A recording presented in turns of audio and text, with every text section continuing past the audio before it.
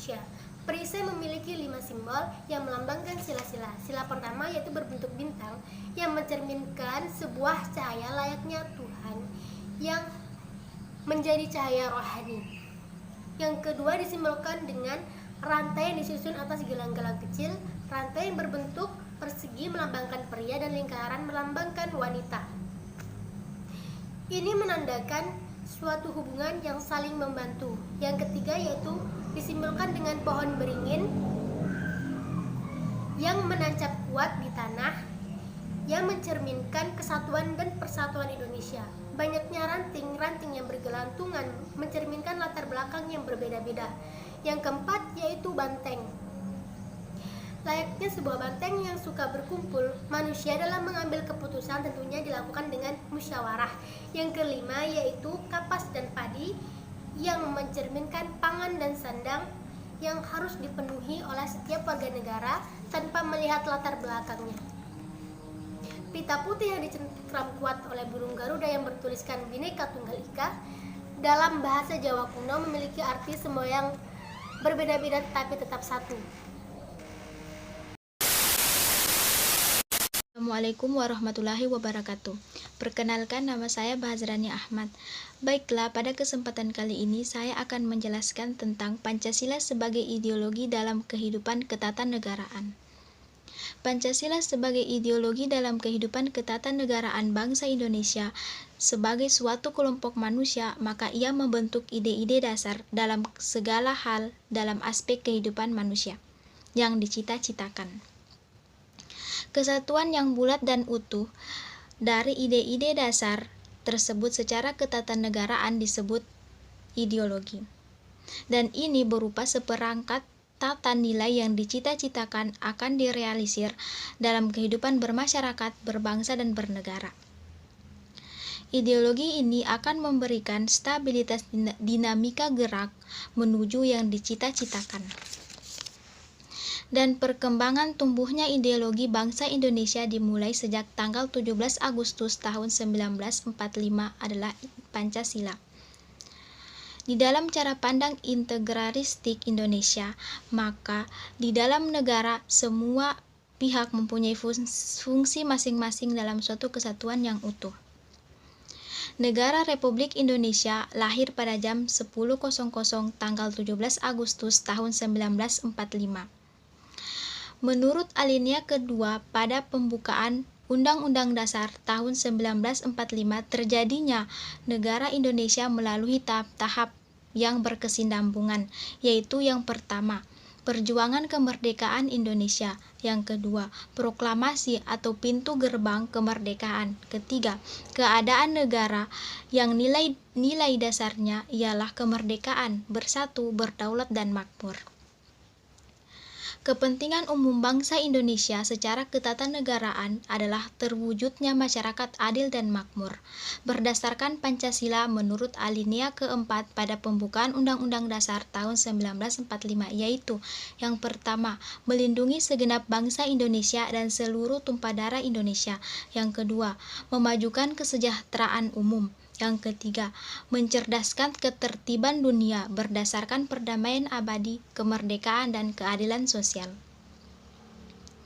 Secara ketatanegaraan, tata organisasi merupakan hal yang fundamental dari kehidupan ketatanegaraan. Bismillahirrahmanirrahim. Assalamualaikum warahmatullahi wabarakatuh. Alhamdulillahirrabbilalamin. Kita masih disempatkan ketemu bertatap muka walaupun dalam keadaan daring. Assalatu wassalamu ala asrafil anbiya'i wal mursalin Sayyidina Muhammadin wa ala alihi wa sahbihi ajmain, amma ba'd. Pertama-tama, marilah kita panjatkan puja dan puji syukur kita atas kehadirat Allah Subhanahu wa taala. Dan tak lupa pula kita bersolawat hanya kepada baginda kita Nabi besar Nabi Muhammad sallallahu alaihi wasallam. Tak lama-lama untuk menghabiskan waktu, saya akan menjelaskan soal Pancasila sebagai ideologi kehidupan politik. Suatu organisasi atau biasa dikenal sebagai partai politik yang bersifat nasional yang dibentuk oleh warga negara Indonesia sendiri. Namun, partai politik juga harus tunduk kepada undang-undang 1945 yang berlaku. Organisasi politik. Pasti teman-teman bertanya, apa organisasi politik? Organisasi politik adalah suatu kelompok yang bergerak aktif, yang terlibat dalam permasalahan politik, dan di dalamnya ada ilmu kenegaraan. Dan semua aktif untuk menentukan nasib bangsa tersebut. Kita ambil contoh pada zaman Presiden Soeharto, di mana pada zaman itu ada PKI, Partai Komunis Indonesia, yang dimana Partai Komunis Indonesia ini tidak sesuai dengan undang-undang atau menolak belakang soal falsafah Pancasila. Jadi pada zaman Pak Soeharto itu berusaha untuk membubarkan PKI. Pada tanggal 11 Maret turunlah perintah bahwa PKI akan dibubarkan, dan pada tanggal 12 Maret 1966 itu surat telah turun bahwa PKI akan dibubarkan. Begitu. Jadi kita bisa ambil kesimpulan di sini, partai politik itu adalah partai yang bergerak aktif untuk perumusan politik dalam ilmu kenegaraan untuk menentukan bangsa itu sendiri. Mungkin dari saya cuman itu. Ada sedikit tambahan soal PKI. PKI juga itu dianggap sebagai bertanggung jawab dalam gerakan 30 September. Sekian dari saya, mungkin mohon maaf kalau ada kurangnya, itu datangnya dari saya sendiri, dan kelebihannya itu hanya datang dari Allah. Wassalamualaikum warahmatullahi wabarakatuh.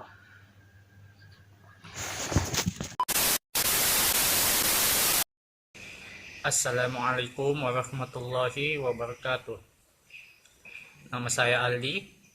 Saya akan menjelaskan Pancasila di tengah ideologi-ideologi besar dunia. Yang pertama, yaitu ideologi liberalisme. Ideologi liberalisme berdasarkan filsafat liberal atau individualisme. Ideologi ini sangat membesarkan atau mengagungkan kebebasan individu di atas segalanya. HAM juga dijunjung tinggi dan dijadikan dasar dalam melakukan tindakan. Yang kedua, ideologi komunisme. Tujuan ideologi ini bahwa negara dan masyarakat berperan penting sebagai penyedia segala kebutuhan masyarakat. Namun, realisasi ideologi ini terhalang oleh kedaulatan negara. Yang terakhir, ideologi Pancasila. Berdasarkan filsafat Pancasila yang berpangkal tolak dari nilai dasar-dasar yang luhur, abadi, dan tidak dapat diubah budaya bangsa Indonesia dan dalam adat istiadat bangsa Indonesia sendiri. Tujuan ideologi Pancasila ialah mewujudkan cita-cita masyarakat yang adil, makmur, dan spiritual berdasarkan Undang-Undang Dasar 1945. Sekian dari saya. Wabillahi taufiq wal hidayah. Wassalamualaikum warahmatullahi wabarakatuh.